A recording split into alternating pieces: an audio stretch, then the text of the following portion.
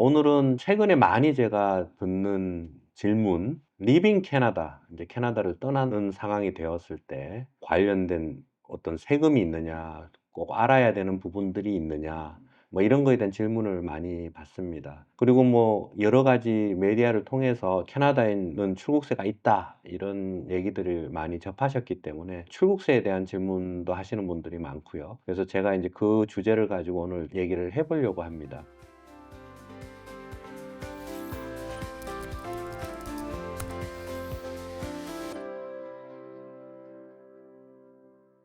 안녕하세요. 김준효 회계사입니다.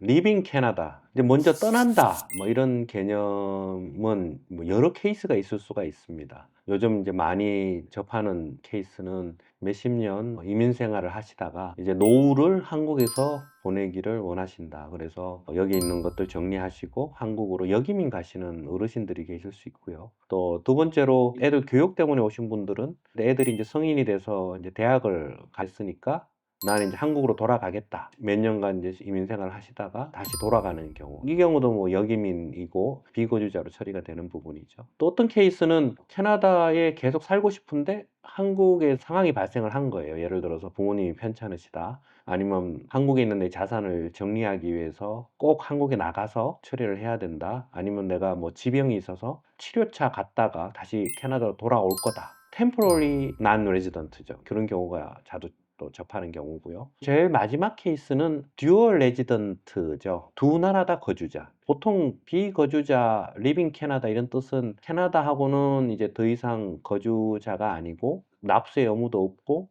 다시 한국으로 돌아가서 거주가 회복이 되고 한국에서 이제 거주자로 세금 보고를 하고 이게 이제 정상적인 리빙 캐나다일 텐데 듀얼 레지던트는 양쪽 다 거주자인 경우예요. 여전히 캐나다의 거주자 연고가 유지되고 그리고 캐나다의 납세 의무가 남아있고 뭐 이런 경우는 양쪽 다 거주자로 세금 보고하는 떠난 건 아니죠. 캐나다에도 집이 있고 여전히 캐나다에서도 비즈니스에서 급여를 받고 있고 캐나다 재산이 아직 많이 남아있고 이런 경우는 캐나다 거주자인 거고 동시에 또 한국에도 주소지가 있고 캐나다 6개월 한국 6개월 이렇게 살고 있고 의료보험도 다 있고 뭐 이런 경우는 두 군데 다 거주자인 경우가 되는 거죠. 문제는 듀얼 레지던스인 경우는 상관없습니다. 떠난 게 아니니까. 그런데 나머지 그전에 제가 말씀드렸던 세 케이스 떠났을 때에 캐나다는 디파처 텍스라 그래서 출국세가 있습니다. 어떤 분 같은 경우는 출국세 부담이 너무 크기 때문에 떠나는 결정 자체가 쉬운 일이 아닐 수도 있습니다. 그래서 우리가 이 세금을 잘 좀 알아보고 미리 계획하고 준비하는 게 중요해 보입니다. 그러면 소위 디파처 텍스, 출국세라는 거는 그 뜻은 뭐냐 하면 내가 이제 캐나다 거주 시점부터 한국에 가지고 있던 자산들이 있고 또 그 이후로 취득한 자산들이 있고 캐나다에서 취득한 자산들이 있고 이런 것들이 있는데 내가 캐나다에 거주자로 사는 기간 동안에 발생한 자산들의 시세 차익에 대한 부분은 양도세 로 계산해서 세금을 다 납부하고 떠나라 이런 게 출국세입니다. 그래서 예를 들어서 2020년 6월 1일자로 내가 캐나다의 거주자로 세금 보고를 시작을 했다. 그때 해외 자산 보고 할 때 실거래가를 5억 원으로 해외 자산 보고를 하잖아요. 그게 내가 취득 원가고 지금 2025년 5월 30일 날 5년이 딱 되는 그 시점에 캐나다를 떠난다. 근데 그게 10억이 됐다. 그러면은 5억의 차이가 발생한 거죠.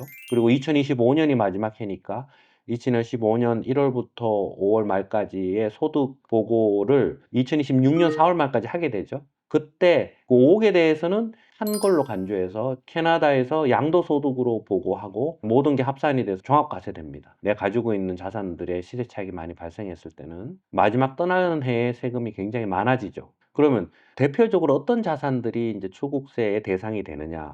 한국에 가지고 있는 부동산, 한국에 가지고 있는 주식 채권, 투자 상품 이런 것들 그리고 캐나다의 주식 법인으로 비즈니스를 하다가 가지고 있는 주식 뭐 상장에서든 비상장에서든 출국세 보고 대상이 됩니다. 대표적으로 출국세 대상에 배제되는 자산으로는 현금 자산과 Registered Plan 대표적으로 RRSP, TFSA, REIF, RESP 이런 것들을 얘기하죠. 그런 것들도 투자 형태로 되어 있기 때문에 사실은 시세 차익이 발생할 수 있는데 일단 출국세 보고 대상에서는 배제가 됩니다. 그리고 출국세 보고 대상에서 배제되는 게 캐나다 내에서 취득한 부동산은 취득세 보고 대상에서 배제가 됩니다. 이제 그것들이 영원히 세금을 안 내느냐? 그건 아니고요. 그건 이제 일단 보고를 유보받았다고 봐야죠. 왜냐하면 캐나다 내의 부동산과 캐나다 내의 비즈니스 자산들은 실제로 매도 시 세금을 내게 됩니다. 그래서 매도 시점까지 보고가 유보됐다고 봐야 되지 아예 세금이 없는 건 아니고요.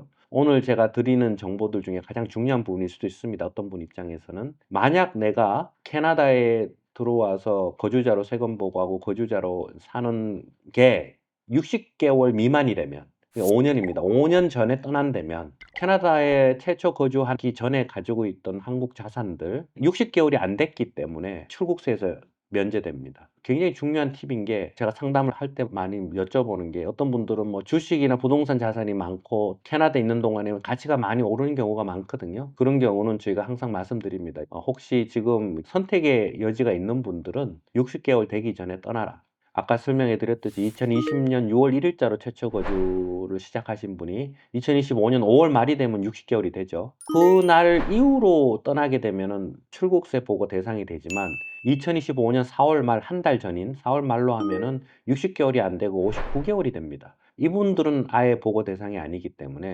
떠나는 시점에 대한 고려가 굉장히 중요합니다. 그러면은 다음 주제는 출국세를 어떻게 보고하고 언제까지 보고하는지에 대해서 알아보도록 하겠습니다.